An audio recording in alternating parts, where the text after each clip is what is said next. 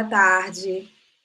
Eu quero saudar todas as pessoas que estão acompanhando a nossa live de lançamento da campanha Psicologia na Luta pelo Cuidado em Liberdade, ontem, hoje e sempre. Eu sou Clarissa Guedes, eu sou conselheira do Conselho Federal de Psicologia.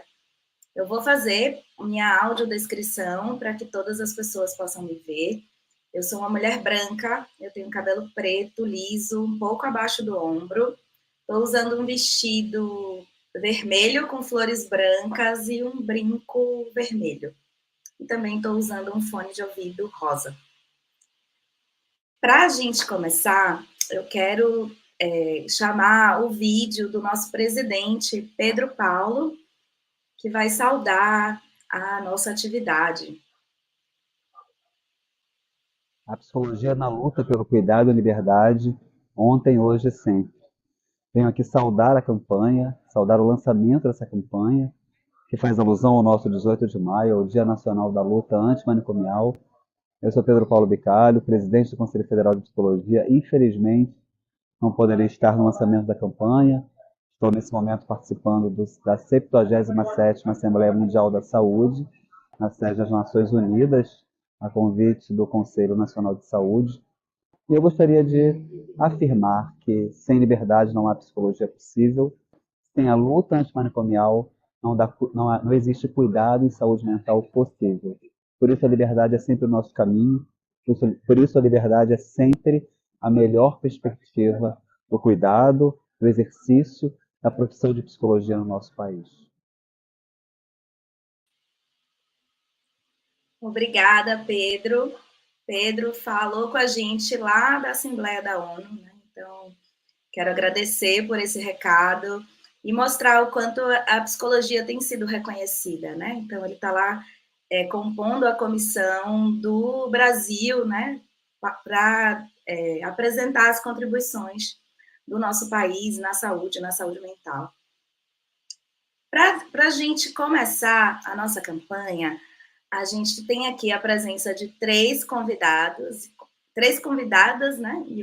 Duas convidadas e um convidado, que vão contar um pouco dessa história da luta antimanicomial e da reforma psiquiátrica brasileira.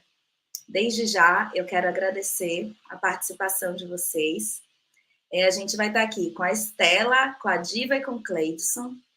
E a ideia é que a gente possa conhecer, rememorar um pouco dessa história, né, que é tão cara para a psicologia brasileira, para que a gente possa pensar, conhecer as ações do passado, olhar para o nosso presente e apontar para o futuro.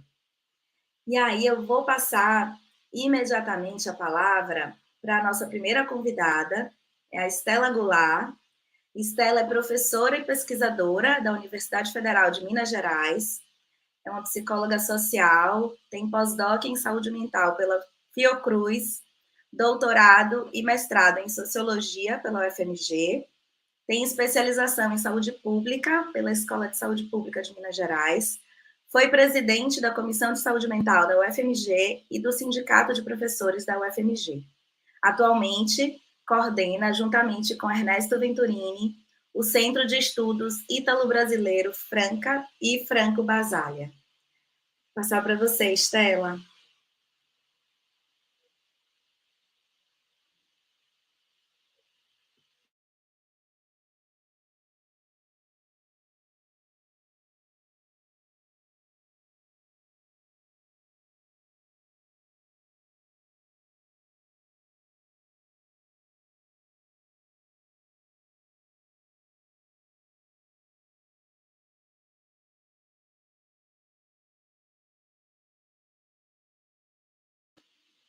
Estela, eu acho que você não ligou seu microfone, a gente não está te ouvindo.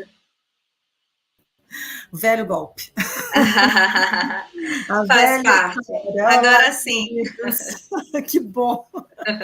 Que bom que a gente pode retomar a palavra, assim, e que nós estamos num ambiente tão gostoso, me sinto em casa, no meu Conselho Federal de Psicologia, que eu agradeço muito, em nome da nossa conselheira Clarissa, e fico emocionada de estar participando dessa iniciativa, que é o lançamento da campanha pela afirmação da reforma psiquiátrica brasileira.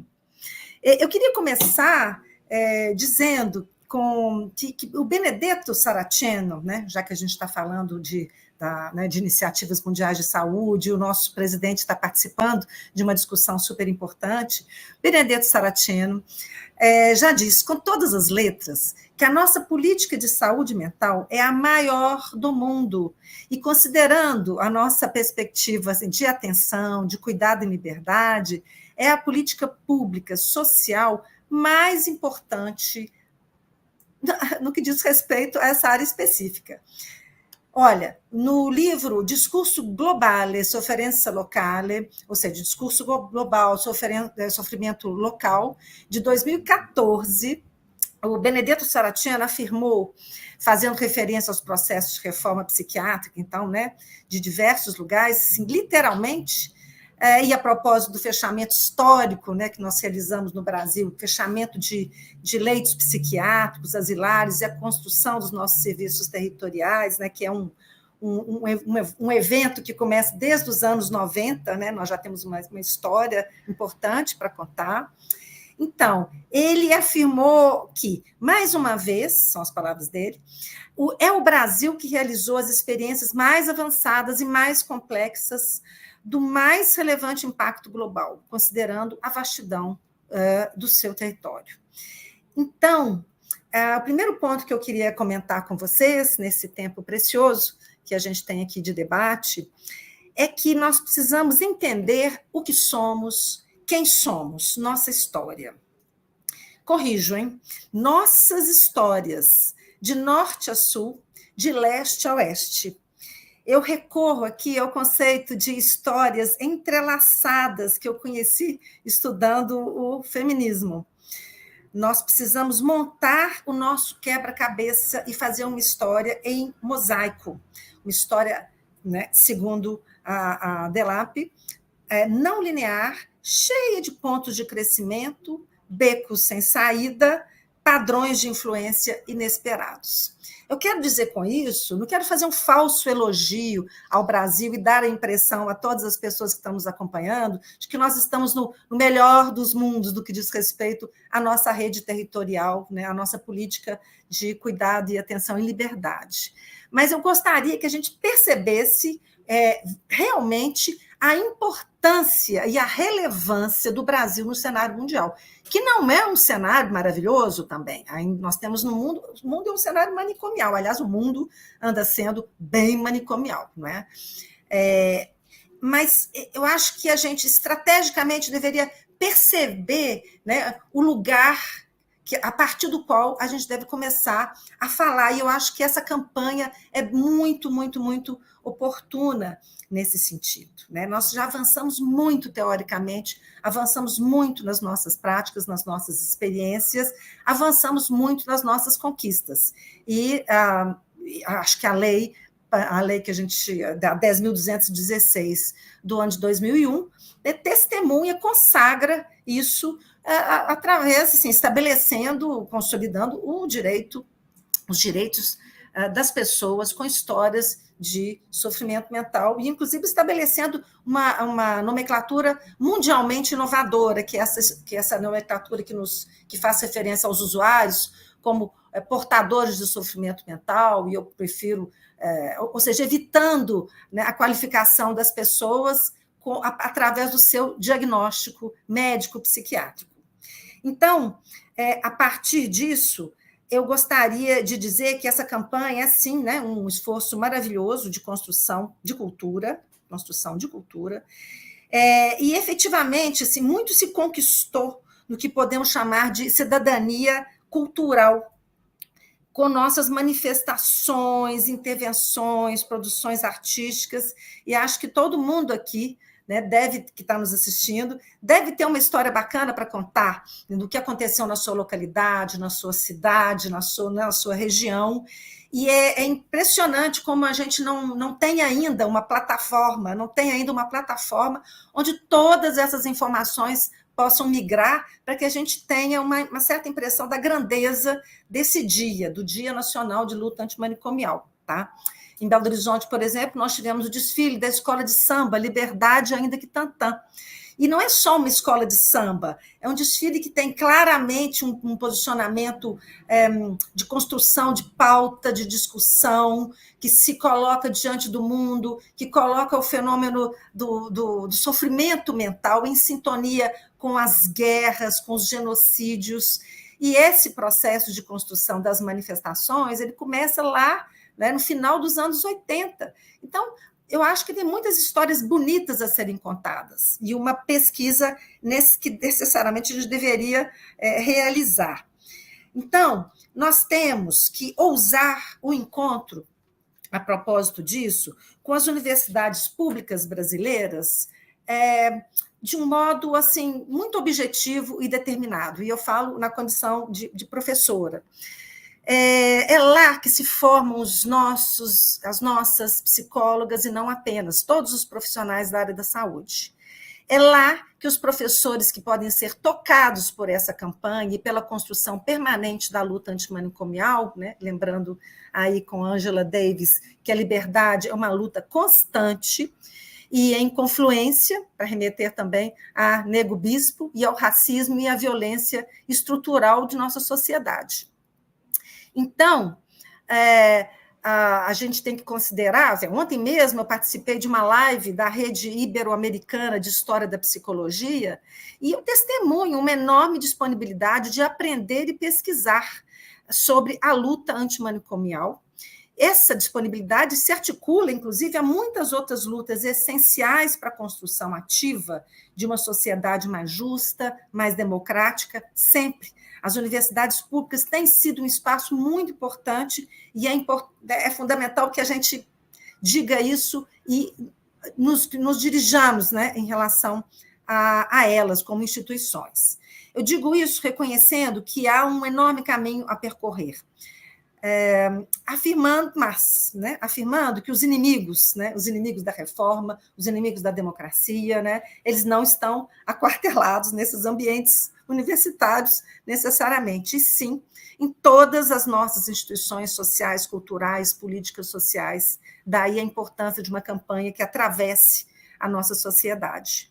Mas temos a obrigação de reconhecer que as instituições de credenciamento profissional são estratégicas para as nossas futuras vitórias. Convido todas, todos, todes a decretar o desejo coletivo do fim da formação dentro de manicômios, né, e o incentivo de uma aproximação das universidades, das formações de nível superior, das nossas RAPs, das nossas redes de atenção psicossocial. Tá? Então, articulando essas duas redes, porque as universidades públicas têm uma enorme rede de projetos de ensino, pesquisa e extensão que podem ser muito fecundos, né? Essa rede, esse encontro pode ser muito fecundo. Então, participemos do processo de construção da cultura formal e científica, que foram construídas com muita luta também. Tá? Bem, outro ponto que eu queria destacar com vocês, e que diz respeito mais especificamente à história da reforma psiquiátrica brasileira e mundial, é a urgência de se retomar a obra de Franco Basaglia. Não porque ele seja uma espécie de ídolo, né, carismático, né, ainda que ele seja realmente, né, do ponto como personagem histórico, assim, uma figura muito interessante. Nós estamos celebrando 100 anos de Franco Basaglia. Porém, nós não podemos monumentalizá-lo, enrijecê-lo em um acontecimento épico de fechamento dos manicômios. Eu gostaria de fazer referência a um livro importantíssimo, recém-lançado, e que não é exatamente meu. Eu me refiro a um livro organizado por Gregório Barenblith, Um Encontro Inesquecível, se chama esse livro. E a história é feita de encontros inesquecíveis. Nesse livro, ele contempla todas as falas expressa, né, os anais do primeiro simpósio internacional de psicanálise, grupos e instituições, ocorrido em 1978, no Rio de Janeiro. E eu sei que o Conselho Federal de Psicologia colaborou muitíssimo para que esse livro se tornasse uma realidade. dentre as diversas intervenções importantíssimas de intelectuais que se dedicaram à crítica das instituições sociais, né, ali nos anos 60 e 70, como Goffman, Becker, Boulel, Guattari, Thomas Hess, figurava Franco Basaglia. Então, esse é um marco histórico, e esse livro documenta esse marco histórico com textos inéditos de Franco Basaglia, assim, uma maravilha mesmo, um presente que os conselhos, o Conselho Federal e o Conselho Regional de Psicologia aqui de Minas Gerais, produziu para nós, junto com o Instituto Félix Guattari. Então, eu gostaria de evocar Basaglia, né, celebrando esses 100 anos, quando ele afirma 3 conceitos que eu acho que são históricos e que são importantíssimos e que estão aqui nesse livro, muito bem explicitados, né, e são aí de 1978. Bem, o primeiro diz respeito a um fato. É um conceito, mas é também um fato. Manicômio não morre. Manicômio não morre. A gente não acaba com manicômios.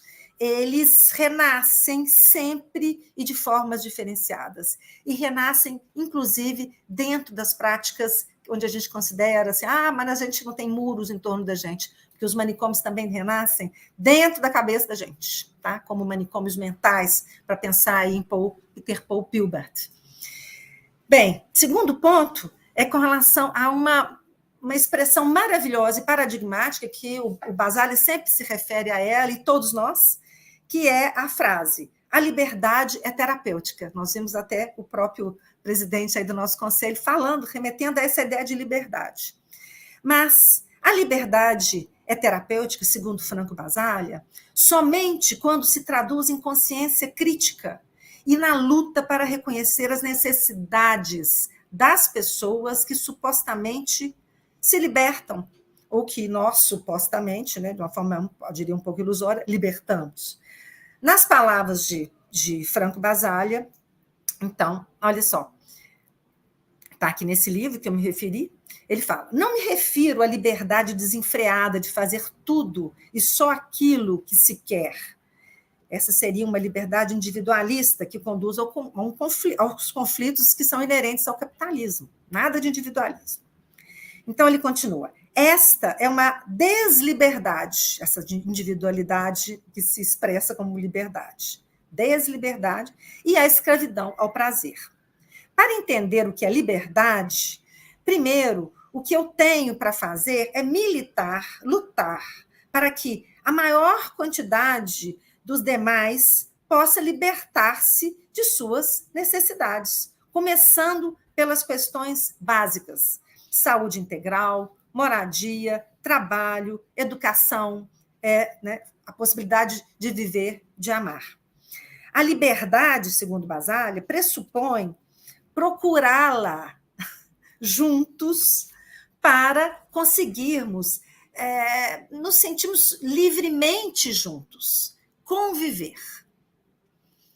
Livremente conviver com os outros. Só nesse sentido a liberdade é terapêutica. Então, esse zelo que o Basaglia tem, e ele cita nesse livro, de que ele, assim, antes do debate, ele fica pensando nesse assunto, porque ele acha que ele vai ser perguntado com relação a esse tema. E é um tema realmente importante, nós temos que nos remeter a ele.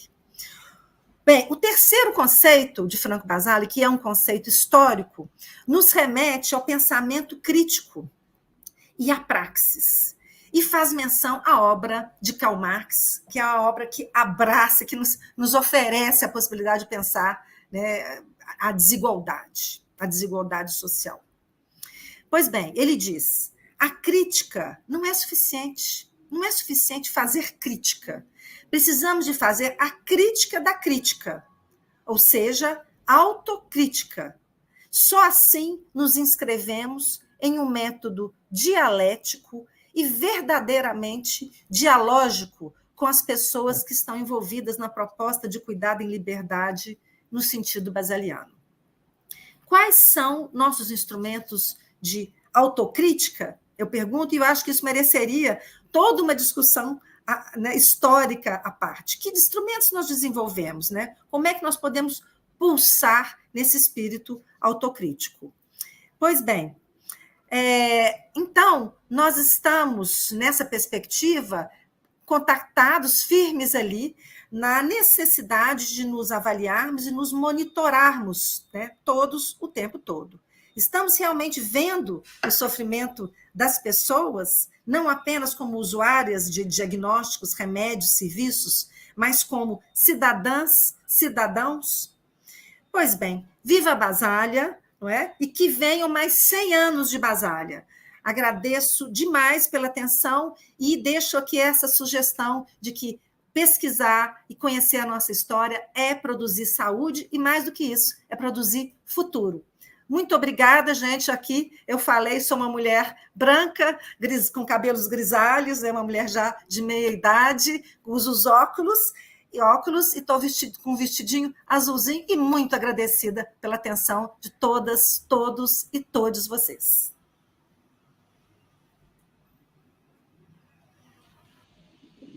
Muito obrigada, Estela, por essa fala tão potente, né, por nos relembrar de tantas referências importantes, né, na luta antimanicomial, na reforma psiquiátrica, no cuidado, né, que a gente constrói na RAPS, e por nos lembrar que a luta pela liberdade é constante e também por posicionar precisamente de que liberdade a gente está falando, né? Muito importante você retomar isso.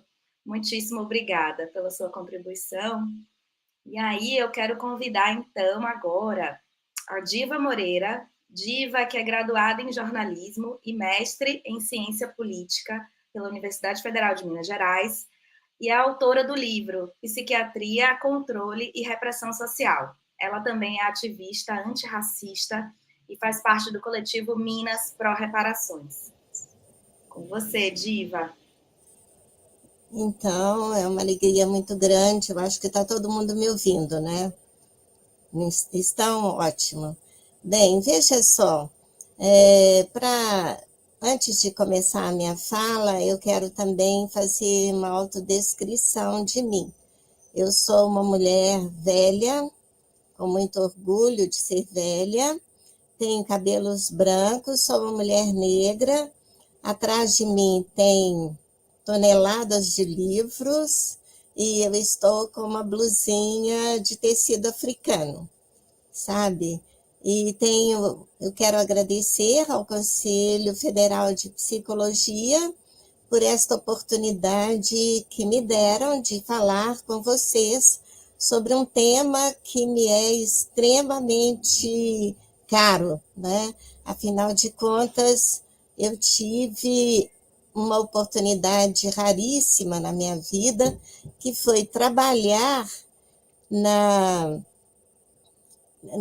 nas denúncias, na pesquisa sobre o Hospital Psiquiátrico de Barbacena e outros hospitais públicos, isso ainda na década de 70, não é? Aí a gente pesquisou alguns hospitais públicos, hospitais privados também, para fazer um contraponto entre essas duas instituições e, a partir daí, pouco tempo depois, foi publicado meu primeiro livro intitulado Psiquiatria, Controle e Repressão Social. O que eu vi lá? Eu vou mostrar para vocês poucos slides sobre o que eu vi lá, né? Então, o que nós temos no Brasil? Olha, a gente tem uma história tenebrosa no nosso país, uma história, inclusive, enlouquecedora. Antes eu estava falando de saúde mental da população negra, de loucura, coisas assim. Agora eu estou falando de enlouquecimento da população negra, porque durante todo o período de escravismo foi tenebroso o que nós passamos neste país. Então, não dava para falar, olha, dá para aguentar esse rojão. Deu para aguentar esse rojão, mas a um custo elevadíssimo. E aí, um desses custos elevadíssimos foi a gente ter se enlouquecido e ido parar em hospitais psiquiátricos. Estas fotos Eu vi, ninguém me contou, isso aí não é foto de Google, fotos da Google, não. Isso aí são fotos tiradas porque a gente foi aos hospitais, visitar os hospitais psiquiátricos, inclusive com Franco Basaglia, porque ele esteve no Brasil, né? Então, vocês estão vendo que nós temos no Brasil um projeto de nação, um projeto de modernidade. O que eles queriam naquele período histórico? Logo depois de 1889, que é o golpe da República, eles queriam construir no Brasil, que era majoritariamente negro, de acordo com o censo de 1872, que foi o primeiro censo nacional realizado, nós éramos maioria demográfica da nossa população. A partir da República, o grande sonho deles, a ideia de modernidade, de trabalho livre, não mais se encaixava, não mais estava, não mais podia contar com o nosso povo. Pelo contrário, olha o que aconteceu conosco, eu estou colocando aí, não é? Olha, o Hospício Pedro II, claro, foi inaugurado antes, não é? Quando as pessoas enlouqueciam durante o período do escravismo, uma instituição que acolhia o nosso povo era as Santas Casas de Misericórdia. Elas tinham unidades, elas tinham alas para acolher o nosso povo enlouquecido, né? Inclusive, eu também estive na Santa Casa de Misericórdia de São João del Rei, e eu fiquei olhando vários relatórios de pessoas negras escravizadas que ali adentraram, né? E as descrições sobre como elas estavam passando, como chegaram ali. Nós temos, né, em 1800, veja só, a abolição aconteceu em 1888, 1 ano, 6 meses, alguns dias depois foi dado o golpe da República, né, pelo Marechal Deodoro da Fonseca. E, veja só, a primeira Constituição da República Brasileira vai acontecer em 1891. Mas tinha que ter algum documento para nos enquadrar, né?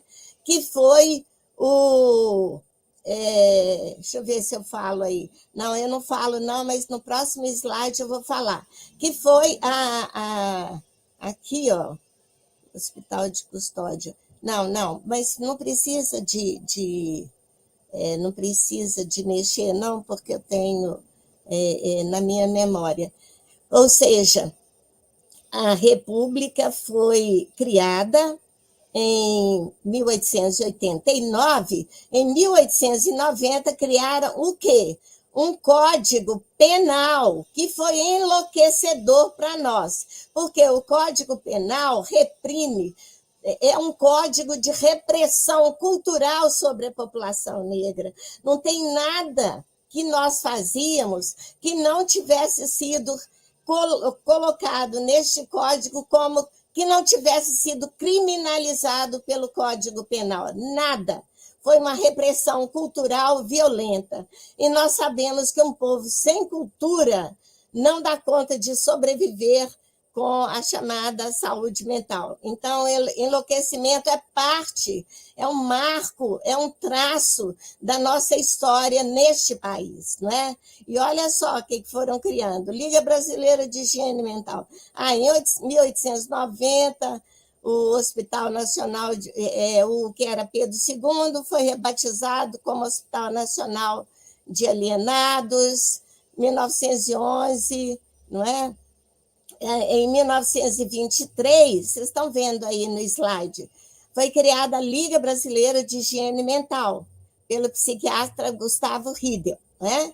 E Renato Kell fundou a Sociedade de Eugenia de São Paulo em 1918. Em 27 foi criada a Liga Mineira de Higiene Mental e, com certeza, foi um traço pelo país afora. A criação dessas ligas, né? Porque o Renato Kell viajava pelo país para criar as ligas, né? Liga Mineira, Liga com o nome daquele determinado estado, né? E a eugenia foi um pilar fundamental para a gente entender o racismo científico e também o racismo estrutural no nosso país. Vocês estão vendo essa imagem aí? As pessoas ficavam, em geral, ficavam nuas. Barbacena é muito frio durante o inverno. Então, a mortandade era enorme, enorme, enorme, né? Pode passar, por favor. Olha, vocês estão vendo aí, né? Manicômio Judiciário de Franco da Rocha. Foi isso que eles fizeram conosco. Não tinha trabalho para nós, porque eles trouxeram os imigrantes para substituir o trabalho. Como eu falei com vocês, trabalho livre não era trabalho de preto. Trabalho livre era trabalho de brancos, né?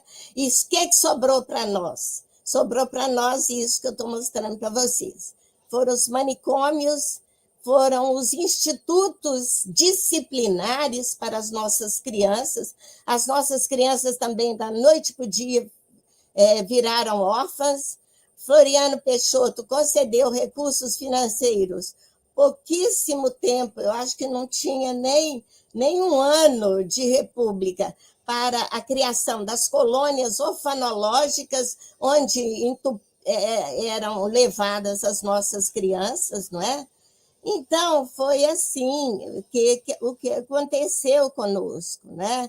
1911, a colônia de Engenho de Dentro, né? E aqui eu estou falando também, Henrique Roxo, outra coisa, os médicos psiquiatras, todos eles falavam horrores em relação a nós, todos eles, sem falta. Não é? Olha, o que fala, né? O Henrique Roxo fez uma tese, dentre suas teses, perturbações mentais nos negros no Brasil, não é? Isso em 1904, gente, logo depois da abolição. Roxo afirmava que o cérebro dos negros era menos evoluído do que o cérebro dos brancos. Sendo assim, nós éramos mais propensos à loucura. Faz favor. Então, vocês estão vendo aí causas do projeto de nação. Agora eu estou falando de enlouquecimento mesmo dos negros. A eugenia e o planejamento familiar para evitar defeitos de fabricação. É claro que certas coisas são essa fala aí, defeitos de fabricação, é de um médico baiano, Elcimar Coutinho, não é? Que falava também horrores, ele colocava outdoor lá para o Salvador com mulheres negras, e na barriga das mulheres negras tinha um X e escrito defeito de fabricação. Então, é assim que a República nos tratou, né? Como eu falei com vocês, no Código Penal, né? Essa informação aí está equivocada, vocês me desculpam. Esse Código Penal que penaliza, que criminaliza o curandeirismo, é do ano de 1890, viu? 90. Remoção de favelas, destruição dos cortiços. Então, isso tudo, gente, era enlouquecedor e continua sendo, porque esses cortiços, teve um cortiço Cabeça de Porco no Rio de Janeiro, que foi destruído de madrugada, e o prefeito Barata Ribeiro estava lá para assistir aquele espetáculo de nos destruir, né? Então, as pessoas saíram correndo, porque foi queimado também, e saíram correndo, tentando salvar as suas posses, entendeu? Tentando se salvar. Em plena madrugada foi destruído o cortiço cabeça de porco. O que eu quero dizer para vocês é que a sociedade brasileira e o Estado brasileiro sempre nos trataram de uma forma, de várias formas, a tornar a nossa vida insuportável neste país. Racismo enlouquece quem quer que seja. Vamos passar, por gentileza? Né? Aqui, olha, aqui, gente, olha só, o de Barbacena foi criado 15 anos após, né? Isso tudo eu via lá, sabe? Homens nus, pessoas que ficaram deformadas, o corpo ficou deformado porque ficava ali parado durante décadas, ficaram sentadas ali. Eu falei, por que essas senhoras arrastam? Porque elas nunca tiveram o que fazer, nunca andaram, e aí elas ficaram deformadas, né? A musculatura atrofiou. E a outra coisa tenebrosa é que essa gente ficou tantas décadas em Barbacena, tantas décadas, mesmo com a expectativa baixa, porque Barbacena também foi a família, né? Tem um jovem que está fazendo uma pesquisa para mostrar que famílias ricas e poderosas politicamente de Barbacena ganharam dinheiro vendendo os corpos dos nossos enlouquecidos para as faculdades de medicina, sabe? Então, isso aí a gente viu pessoas, sabe, sem nada que fazer, andando para um lado, para outro. Vimos isso também no hospital Raul Soares, né? E eu queria que passassem para o outro slide, por favor. Olha só o que Hermelino Lopes Rodrigues falou do nosso povo. Não é? Ele foi diretor do Instituto Raul Soares. Raul Soares tinha como função, naquele momento histórico, receber os enlouquecidos para depois repassá-los para outros lugares, ou soltá-los eventualmente, mas, em geral, era a porta através da qual se ia para Barbacena. Olha o que ele fala de nós. Não se fica degenerado porque se vai ao feiticeiro. Vai-se ao feiticeiro porque é degenerado.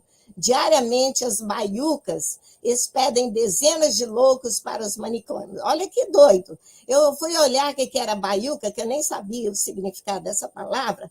É como, não sei se vocês em outros lugares, aquele botequim mais avacalhado, tipo, em Minas se fala botequim copo sujo, sabe? Aquele botequim mais paupérrimo, mais que só vende cachaça da pior qualidade, talvez uma linguiça. Então, as baiucas são isso. Aí ele fala, né, os tarados atraídos para essas baiucas entregam-se e embasbacam diante de práticas burlescas. A burla é fagulha que incendeia a tara.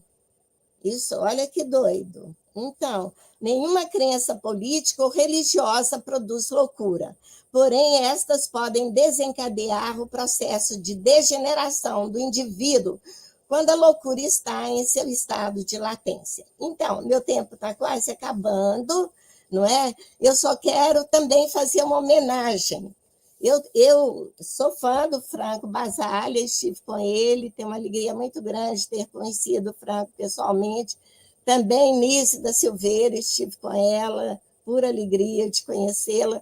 Mas eu não conheci, mas eu quero que vocês conheçam, por livros, a história deste homem. Está dando para ver? Juliano Moreira. Se a gente quiser fazer justiça no nosso país, não é? Com a população negra, como é que eu faço aqui? Então, a justiça neste país, com a população negra, este homem foi fantástico. Com 13 anos, ele já estava na Faculdade de Medicina de Salvador, né, da Bahia. Então, foi um grande psiquiatra. A gente fala da reforma psiquiátrica. Na verdade, a reforma psiquiátrica começou com Juliano Moreira.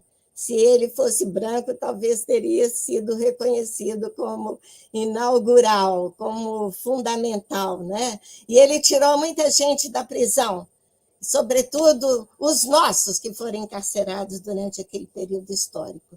Então, eu só vou dar um exemplo, porque eu sei que o tempo já esgotou, não é? Ele soltou, por exemplo, Lima Barreto, né, que foi encarcerado. Eu, se eu estivesse lá naquele período histórico, também teria ficado enlouquecida, porque foi um horror, não é?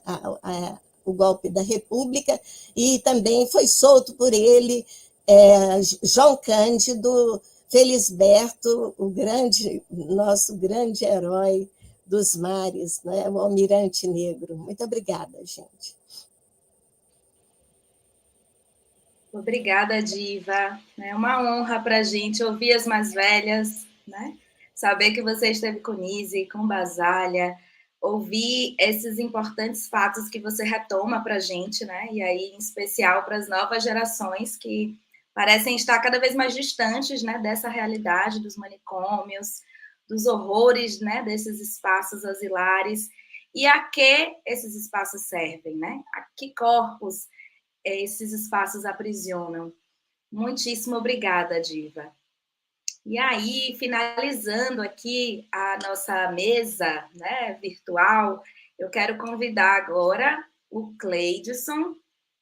Cleidson. Estou aqui. Cleidson Estão me ouvindo? Oliveira. Estou te ouvindo. Vou só fazer a sua apresentação, Cleidson. Cleidson é coordenador do Movimento Nacional da População em Situação de Rua do Distrito Federal, é integrante do Movimento Pro Saúde Mental do DF, conselheiro de saúde da região Norte, integrante da Rede Nacional Internúcleos da Luta Antimanicomial, da REMILA, e é usuário da RAPS do DF. Com você, Cleidson.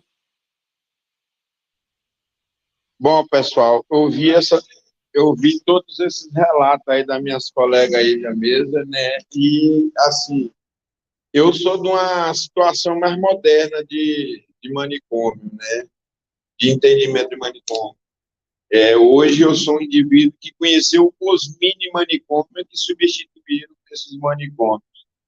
Então, assim, eu sou Cleidson, um homem negro, estou vestido com uma blusa de frio do Botafogo, que é onde eu estou, que está fazendo frio, tenho 46 anos, e um pouco da minha vivência, né, nesse assunto é quando eu participei de comunidade terapêutica, né, e no meu tratamento num CAPS, eu aprendi mais sobre o assunto no período em que eu estava sendo cuidado. Então, de lá para cá, eu passei um bom período no CAPS, onde os CAPS funcionavam a todo vapor.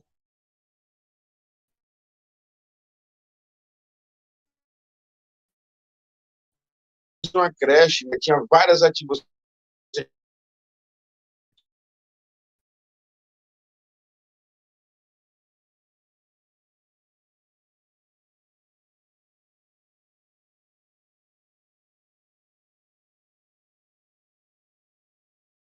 em desmonte da saúde para terceirização, essas coisas, iniciou esse desmonte, né? Então, eu, como usuário da rede de atenção psicossocial hoje, eu posso afirmar com toda certeza, a religiosidade, ela é perversa e ela é inimiga número 1 da saúde mental. Ela visa fazer com que as pessoas acreditem que o mal que lhe acontece é um demônio, essas coisas, né? E não é um demônio, né? São um mal que a pessoa, né, seja ela por uso abusivo de álcool e droga ou os transtornos. Eu sou do grupo de álcool e droga, né? Eu precisei de um tratamento em um CAPS-AD. Só que, transitando de um CAPS-AD, eu acabei conhecendo todos os outros CAPS, o CAPS infantil, o CAPS adulto, né? E passei a estudar sobre o assunto, aprender sobre a Lei 10.216 e tudo que ela poderia fazer de bom por mim. E nisso aí, chegou um período em que eu estava numa fase boa de tratamento no CAPS e, de repente, iniciou o desmonte, eu fui excluído do meu CAPS porque eu estava reclamando da falta de trabalhador, essas coisas, e eles achou que com isso eu ia desistir, né, do meu tratamento, eu ia esmorecer. Não.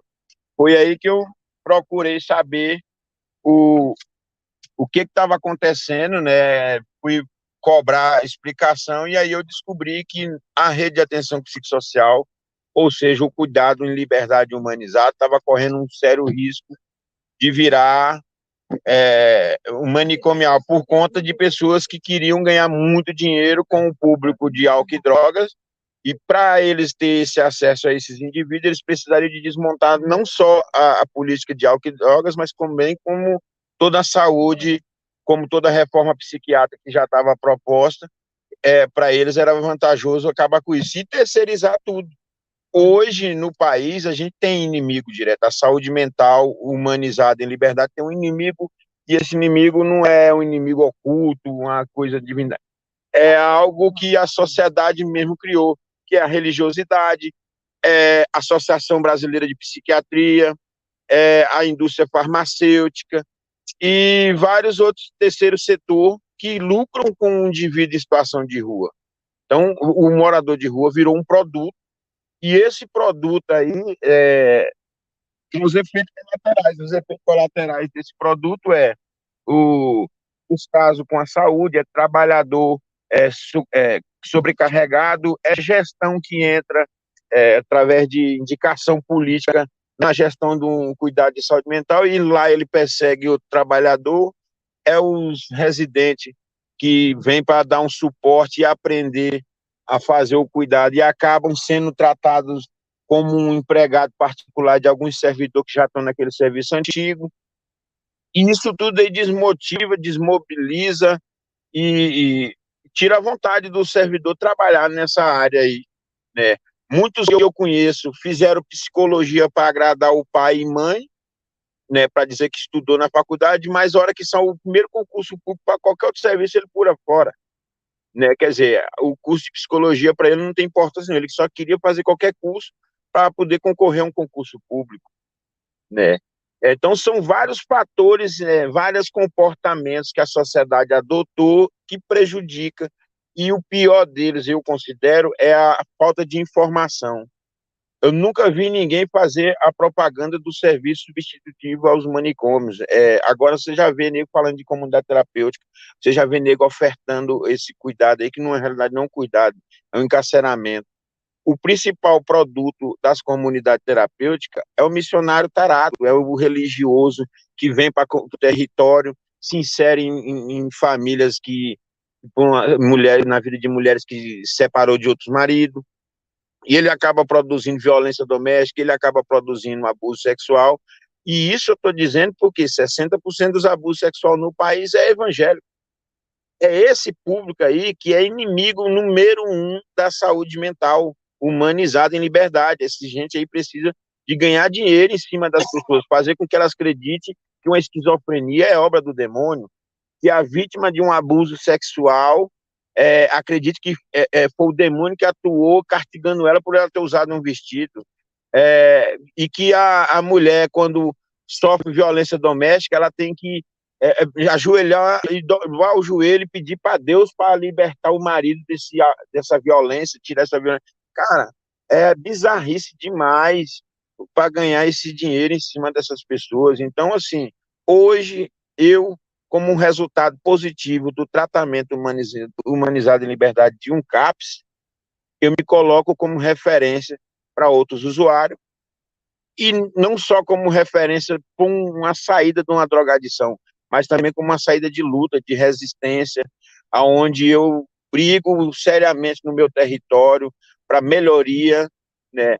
Hoje, minha meta não é a construção de CAPS AD, é a construção de CAPS infantil em todo o território, em todo o bairro, ou que seja, para facilitar a vida de familiares a lidar com crianças que pode ter algum problema de transplante, para evitar que lá na frente aumente o número de rua, que é o que acontece, pessoas hoje na rua com transtorno esquizofrênico, pessoas com depressão, e a sociedade julga eles como vagabundos, que não querem nada com a vida, um negão desse, em vez de arrumar um trabalho, fica aí. Cara, todo mundo tem algum distúrbio, aconteceu alguma coisa na vida daqueles indivíduos que impede ele de dar o passo para frente, de se reerguer, e eu acredito seriamente que isso ele só vai conseguir mudar com um tratamento de forma humanizada dentro de um centro de apoio psicossocial. Mas para o Estado isso não dá lucro e nem para o terceiro setor. Então eles trabalham dessa forma, né, desmontando a rede de atenção psicossocial para que eles possam implementar esses mini manicômios, né, e iluda a sociedade com falso tratamento, com esses milagres mirabolantes. Então eu como usuário da rede de atenção psicossocial, eu vejo dessa forma hoje a nossa saúde mental. Se a gente não bater de frente com a igreja, não passar a informar, educar a população, falar claramente, não existe milagre, não existe remédio para o uso abusivo de álcool e droga, só existe a determinação do sujeito e o acompanhamento em rede, onde tem o CAPS, assistência social, a Secretaria de Justiça, a Secretaria de Educação atuando junto naquela causa. Isso sim resolve. Foi feito assim comigo e com vários outros indivíduos que eu acredito que, se estiver ouvindo isso aqui, pode até falar, né? Existem outros exemplos, só que militância é poucos que exercem. Eu sou um desses que hoje exerce militância em defesa do tratamento humanizado, da saúde mental de qualidade, CAPS, residência terapêutica e todo tipo de atividade que possa ajudar o indivíduo, como as terapias integrativas, práticas integrativas, farmácia viva, tudo isso aí eu acredito. Não acredito na internação compulsória e nem no tratamento das comunidades terapêuticas. São preconceituosos, higienistas e em várias outras coisas. Eles violam muito os direitos da população de rua. Eu tive numa instituição dessa, tive que fugir, porque senão eu não ia trabalhar de graça, feito peão para o pastor, em nome de Jesus. Quer dizer, não era nem geração de renda, era laboterapia que eles falou. Né? Então, isso é um pouco do meu entendimento sobre esse assunto, sobre o tratamento de liberdade, e hoje, né, eu estou aí na luta, apoiando os movimentos que lutam por esse tratamento. Né? Eu acho que eu concluí minha fala, não foi?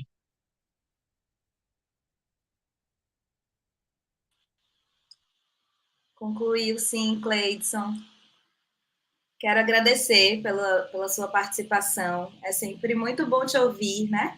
Ouvir o relato de quem vive, e especialmente você passou por todos esses processos e você segue comprometido, né, no cuidado das outras pessoas. Muitíssimo obrigada. Então, pessoal, a gente ouviu as nossas pessoas convidadas, né? Eu quero agradecer mais uma vez pelas brilhantes contribuições, para a gente pensar um pouco dessa história, né, da reforma psiquiátrica brasileira, da luta antimanicomial, né, dos grandes desafios que a gente já enfrentou. E aí, retomando a fala de Estela, e do quanto a gente conquistou, né? Temos muitos desafios pela frente, mas temos aí serviços da RAPS por todo esse território brasileiro que estão produzindo cuidado. Né? E aí, eu quero lembrar o meu saudoso mestre, o Marcos Vinícius. O Marcos Vinícius sempre falava: o pior CAPS, né? Aquele mais sucateado, mais acabado, vai ser sempre melhor do que o mais lindo, limpo, cheiroso hospital psiquiátrico, porque o que a gente defende é um modelo de atenção, é um modelo de cuidado. E é um pouco esse de resgatar esse modelo, né? O que é esse modelo de atenção psicossocial, é um pouco o objetivo dessa live e o objetivo da nossa campanha. Mas a gente teve aqui alguns comentários no chat do YouTube, e aí teve uma pergunta, e essa pergunta ela vem até se repetindo, né? Sempre que a gente publica algo sobre a reforma psiquiátrica, sobre a luta antimanicomial, e eu acredito que tenha muito a ver com a questão da resolução 487 do CNJ, né? Que estabeleceu finalmente um prazo para que os manicômios judiciários sejam fechados, né? Os manicômios judiciários que ficaram esquecidos lá, né, desde a reforma psiquiátrica, vamos dizer assim. e que já houveram uma série de discussões e uma série de prazos anteriores para o fechamento dessas instituições. E aí, em 2023, o CNJ estabelece essa resolução, criando a política antimanicomial do judiciário, e aí gera muito essa dúvida, né, para a sociedade. Porque tem muito a questão do duplo estigma, né? O louco infrator, né? É uma pessoa louca que cometeu algum crime, né? Como está lá na live a pergunta em relação aos assassinos. E aí há essa ideia, né, de que vai abrir os manicômios e as pessoas muito perigosas vão ser colocadas em liberdade. E aí eu queria que vocês pudessem comentar essa pergunta, né? Eu acho que foi uma única pergunta que apareceu ali no chat, mas que eu acho que é bem importante, porque isso tem muito a ver com esse estigma duplo, e é uma dúvida que vem se repetindo. E aí, se vocês puderem responder, eu acho que a gente pode começar com a Estela.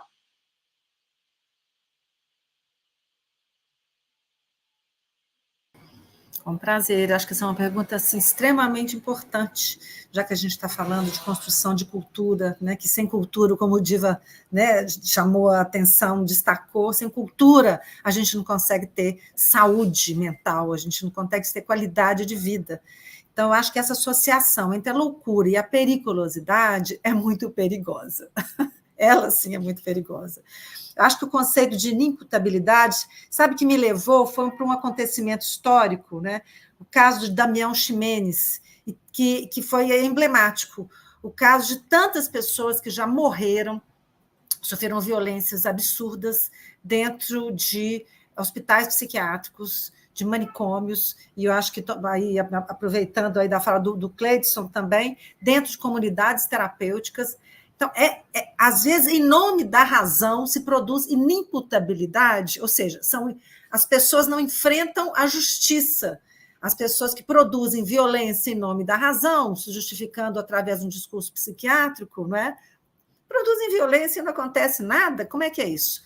O caso da Damião Ximenes foi muito importante porque houve uma condenação do Brasil, aqui uma condenação na Corte Interamericana de Direitos Humanos, e isso foi assim, olha, o empurrãozinho que faltava para que a nossa lei entrasse em campo, fosse finalmente, né, votada pelo Congresso brasileiro, e numa hora que já existiam legislações que previam o fim dos manicômios em vários estados brasileiros, mas nossa conquista dessa legislação foi fundamental. Agora, queria acrescentar, e eu acho que foi nesse sentido, né, que como a Clarissa está valorizando, né, evidenciando para nós, geralmente as pessoas acham que o doido, a doida, né, são pessoas perigosas, pessoas que têm um diagnóstico psiquiátrico, né? Isso, do ponto de vista estatístico, em primeiro lugar, é insustentável. Se a gente for localizar as regiões, né, as áreas e as situações de violência no Brasil, elas não coincidem com as histórias de sofrimento. Geralmente, as pessoas que têm histórias de sofrimento mental são as vítimas de violência e não as produtoras de violência. Mas eu acho que é uma questão muito legítima, porque e quando uma pessoa que está numa situação de sofrimento mental, né, e num ato, né, impulsivo, digamos assim, né, tão grande público, ela comete um delito. Esse delito pode ser assim, roubar uma galinha e pode ser matar uma pessoa, né? Então, gente, para essa pessoa, o que a gente espera? A gente espera justiça. A gente espera que ela tenha a oportunidade de elaborar o que ela fez, que ela tenha a oportunidade de estar diante da lei e, diante da lei, ela poder se comprometer, entender o que ela fez. Isso foi uma coisa que eu aprendi com a turma de um projeto maravilhoso que atua há décadas aqui em Minas Gerais, que é o programa PAI-PJ, que acontece dentro do sistema jurídico e que justamente abraçou esses casos de pessoas que tinham cometido crimes bárbaros, considerados bárbaros, né, gravíssimos, mas que estavam abandonadas dentro de manicômios, porque elas não são cobertas pela justiça, ou seja, elas não têm a oportunidade de serem julgadas pelo crime que elas cometeram. Elas são julgadas por uma sensação, por o juiz delas se torna os psiquiatras delas, né? Então, elas estão fora da possibilidade de, dentro dos parâmetros da justiça, pagarem, né, pelo que elas fizerem, né, receberem uma pena que seja uma pena ponderada diante do crime. Porque muita gente, como eu falei, que gente que deu um chute na canela de alguém, que quebrou uma vidraça, de repente vai parar dentro de um manicômio judiciário e tem uma pena de prisão perpétua. Porque quem que pode dizer para alguém, para uma outra pessoa, que olha, essa pessoa aqui não é mais perigosa? Na verdade, assim, viver é muito perigoso. Então, eu convido, né, todo mundo para essa reflexão, para acompanhar essa reflexão que é necessária. Né? Quem é perigoso? Né? Como é que é isso da gente eleger as pessoas que são perigosas? São as pessoas que têm transtornos, que sofrem, né, existencialmente? São elas as pessoas perigosas? Né? Ou, de repente, quem são os perigosos quando a gente pensa no mercado das drogas, quando a gente pensa no mercado da bebida, no mercado do cigarro, no mercado dos remédios, né, psicofármacos, no mercado das indústrias, das comunidades terapêuticas, que foi bem lembrado aí pelo Keidson. Então, retorno, né, devolvo a questão aí, esperando ouvir meus colegas e as contribuições das demais. Obrigada. Muito obrigada, Estela. Vou passar para a Diva.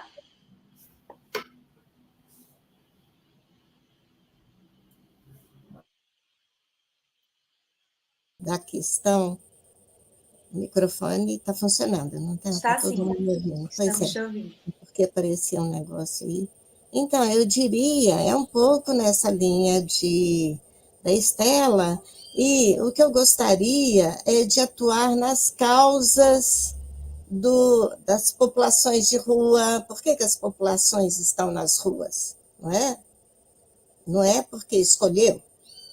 Não é porque acha maravilhoso dormir nas ruas, como eu já ouvi de mulher de político, de governador de São Paulo, a dona Bia Dória falando assim, não, criticando o padre Júlio Lancelotti, não, eles adoram morar na rua. O que eu gostaria de ver, e eu estou achando o nosso país muito, muito mal nisso, quando eu vejo, por exemplo, a questão da penalização das drogas, não é, que está no Congresso, não é, a rigidez, o relator, um homem muito respeitado, né, destruidor da floresta amazônica, vendedor de madeira ilegal. Então, está nas mãos do país a ilegalidade, né?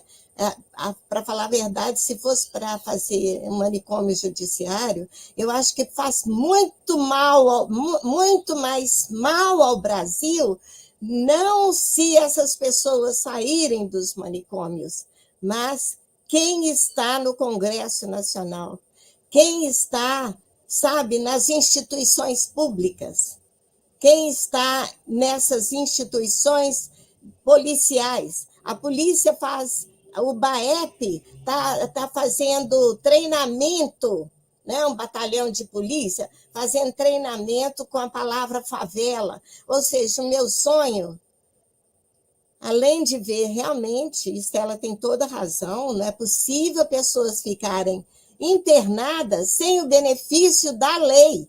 Elas podem ficar indefinidamente ali.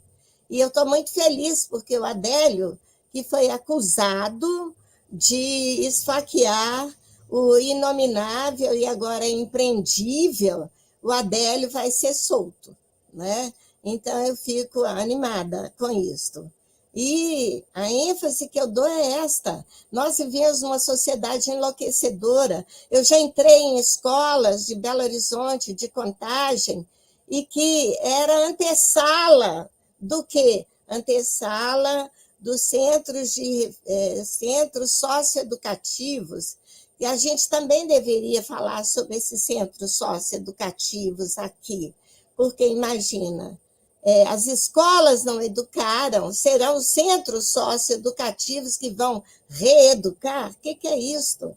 Nós temos que investir em excelentes políticas de educação, para, a partir daí, vai haver redução de tudo, vai haver redução, porque quando você vai ver quem está na cadeia, são pessoas, a população prisional no nosso país, o que é outro fator de enlouquecimento. ter filho na cadeia, sabe, é dor, é sofrimento para toda a família, e a gente não fala disso, né? Então, para a gente reduzir essas mazelas todas nas quais a sociedade brasileira está imersa até o pescoço, não é? E o Estado brasileiro também, nós temos que ter políticas públicas de excelente qualidade, investindo na nossa criançada, como falou muito bem o Cleidson. Cleidson, adorei a sua fala, parabéns, viu? Tudo de bom aí, muita luta aí para você, Cleidson.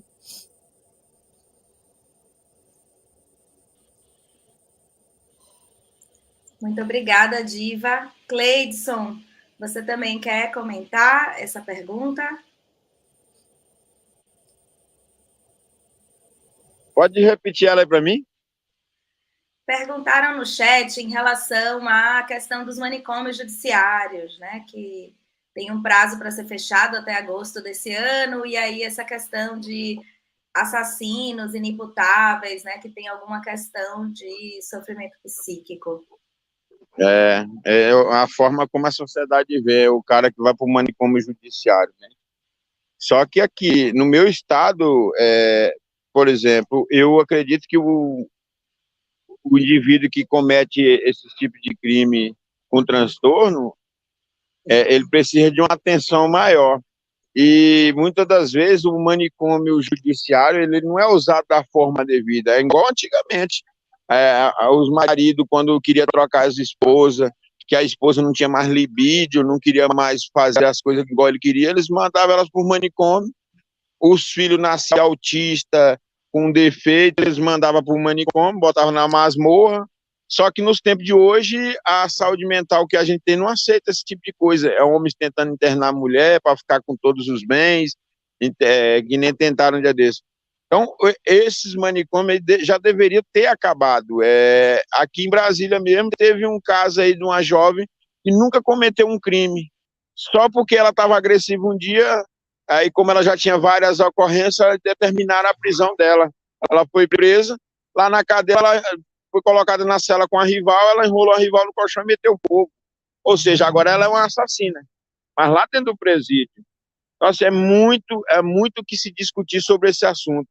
Mas, da minha parte, eu entendo que já deveria ter acabado. Toda forma de tratamento asilar, isso tem que acabar. Isso aí tem que acabar, urgente. É 15 dias para desintoxicação e para contenção de crise, às vezes não vai nem 2 dias direito, a pessoa já estabeleceu a crise. Então, é nisso que eu acredito, é essa que é a saúde que eu quero.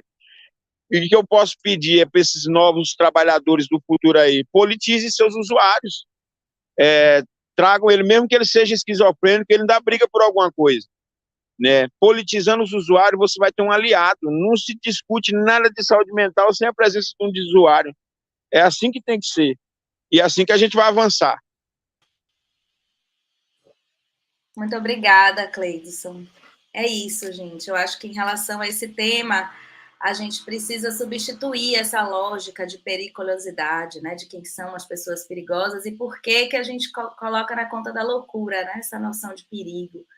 E aí a gente vem trabalhando com a questão da presunção de sociabilidade, que é avaliar se aquela pessoa está tendo acesso ao cuidado necessário, se ela tem apoio da família, o que ela precisa para que ela possa ter o tratamento devido, né? E aí um dado interessante que a gente vê sobre as pessoas que estão nos manicômios judiciários é que a maioria delas só teve acesso ao Estado depois que um crime é cometido, né? Desde as coisas mais leves até os crimes mais bárbaros, mas a atenção, elas não tiveram acesso ao atendimento especializado, né? Nunca tinham ido ao CAPS, não tinham nenhum diagnóstico, então é bem importante que a gente relembre isso. E aí eu acho que a gente finaliza essa primeira parte da nossa live. Eu quero agradecer mais uma vez as nossas convidadas, o nosso convidado.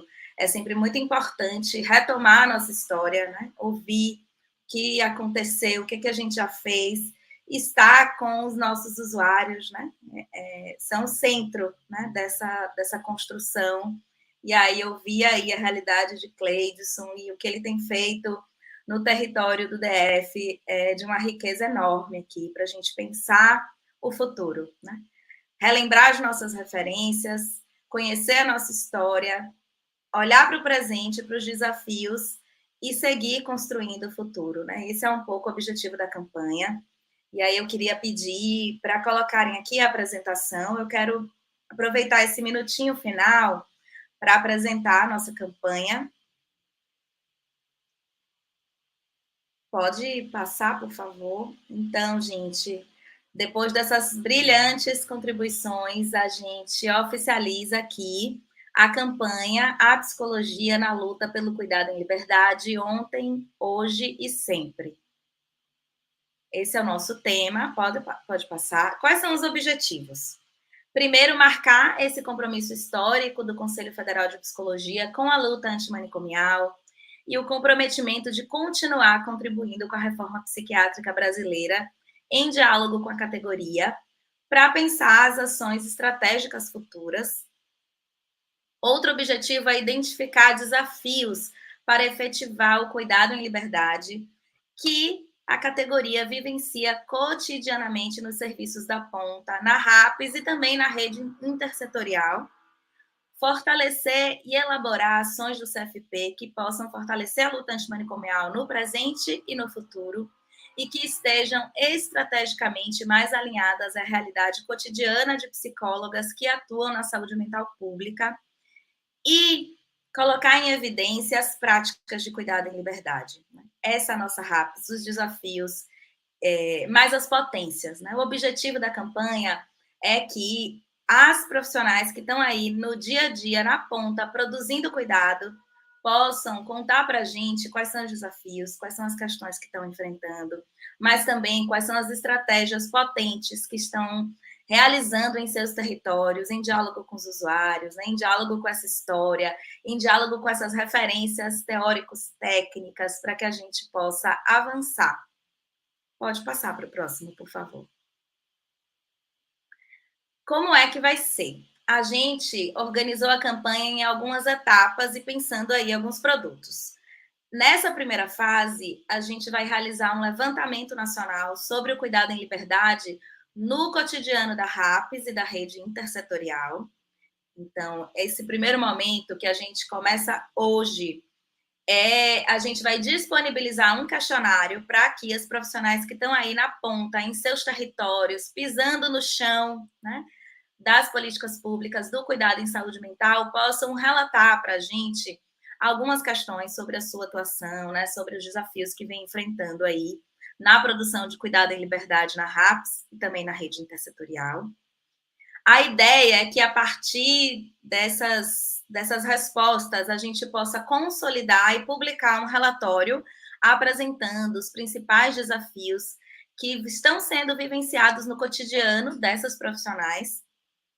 No terceiro momento, a gente vai publicar as ações que o CFP vai tomar a partir desse levantamento. Por exemplo, se a gente percebe que há um grande desafio na gestão, né, dos serviços, das políticas públicas de saúde mental nos territórios, que ações específicas o CFP pode fazer em relação a isso?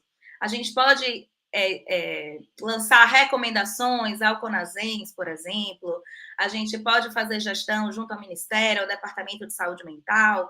A ideia é que a gente possa colher dados muito concretos dessa realidade que as profissionais estão vivenciando nesse território gigante, tão diverso, né, que é o nosso país, para que a gente possa pensar ações mais estratégicas, mais específicas e que a gente possa avançar nesse sentido de evidenciar, de colocar no centro a RAPS e a importância dela para o cuidado em liberdade. Na última fase da nossa campanha, e aí a gente já anuncia, já dá um spoiler das nossas ações para o 18 de maio do ano que vem, de 2025, todo esse processo vai culminar numa mostra de práticas de cuidado em liberdade na RAPS. A ideia é que a gente possa fazer nas 5 regiões do país, para que a gente possa colocar ali no centro, que a gente possa contar essas novas histórias que estão sendo produzidas, né? Quais são as estratégias que as profissionais estão elaborando ali no seu cotidiano de trabalho, que são muito interessantes e que são potentes, e que produzem esse cuidado em liberdade que a gente tanto fala, defende e tenta construir. Pode passar, por favor. E aí, então, nessa primeira fase que eu falei para vocês, aqui tem, nesse QR Code, vocês vão poder acessar o nosso questionário. O questionário ele vai estar disponível a partir de hoje até o dia 19 de julho. E aí, basicamente, tem 2 eixos principais. O primeiro eixo são dos principais problemas e desafios para efetivar o cuidado em liberdade e em saúde mental, que são vivenciados no cotidiano de trabalho, né, de cada um, das psicólogas, mas também o nosso questionário pode ser respondido por outras categorias profissionais, pode ser respondido por usuários, usuárias. A ideia é que a gente possa ter informações da realidade, da ponta, de cada lugarzinho desse nosso país. O segundo eixo, sugestão de ações para que o CFP possa implementar para contribuir com o avançar da luta antimanicomial na atualidade e no futuro. E aí é muito importante que a gente possa conhecer essa diversidade de realidades que existem, essa diversidade de práticas, de estratégias, de desafios, para que a gente possa avançar e construir o futuro, né? A ideia dessa nossa campanha é muito provocada pela aquela questão, a gente está agora nesse momento vivendo essa questão dos manicômios judiciários, por exemplo, e aí a gente ficou rememorando, né? E aí a gente ouviu a Estela, ouviu a Diva, ouviu o Cleidson, como era para aquelas profissionais que estavam ali no início, né? Que criaram o SUS, que criaram a RAPS, que se recusaram a continuar trabalhando naqueles espaços asilares sem ter ainda uma rede construída. A gente tem uma RAPS consolidada. E nós, que somos as profissionais desse tempo, de que maneira a gente pode contribuir para que ela possa avançar, né? E aí o CFP quer muito que as profissionais que vivem ali esse cotidiano possam contar para a gente e que, coletivamente, a gente possa fazer um Bauru outra vez, né? Um encontro potente de profissionais, usuários, de pessoas que estão ali vivenciando esses desafios que nos levem a avançar para o futuro, no sentido de afirmar o cuidado em liberdade, a reforma psiquiátrica brasileira. Eu acho que tem mais um, não sei como... Então, gente, esse é o nosso QR Code. O link para o questionário também vai estar disponível na nossa live ali no YouTube. Então, a ideia é que vocês possam contar para a gente o que é que vocês estão vivenciando aí no cotidiano de vocês, para que a gente possa avançar nessas ações e aí possa construir as próximas fases da nossa campanha, que finalmente vai culminar na nossa mostra de práticas de cuidado em liberdade. Eu acho que é isso, né? A gente vai estar respondendo as dúvidas, né, ao longo desse processo, mas a ideia, vou voltar a dizer, a gente direciona essa campanha para as psicólogas, psicólogos, psicólogas, mas todas as profissionais são bem-vindas. As usuárias e usuários são muito bem-vindos também, que possam relatar para a gente, né, o que é que tem vivenciado, para que a gente possa pensar esses desafios e essas estratégias. Não é obrigatório se identificar. Vocês podem escolher, né, não se identificar, porque podem ter questões delicadas para serem relatadas, mas estaremos aí tirando dúvidas, né, ao longo do processo e construindo juntas. Quero mais uma vez agradecer quem nos acompanhou até agora, né? E aí reafirmar que seguiremos em luta, em construção, até que a gente possa viver numa sociedade sem nenhum tipo de manicômios e que o cuidado em liberdade prevaleça com ética, com técnica, né? Com muito respaldo. E é o que a gente tem feito, né? O que a gente tem construído ao longo desses anos. Muitíssimo obrigada, pessoal. Boa noite para vocês. Quero mais uma vez agradecer aqui as nossas convidadas, né? Eu acho que não sei se o Cleidson caiu, mas foi muito rica essa tarde, foi muito especial poder lançar a nossa campanha com a presença de vocês, com essas contribuições de vocês, né? Conhecer a nossa história para que a gente possa avançar. Muitíssimo obrigada, boa noite e até a próxima.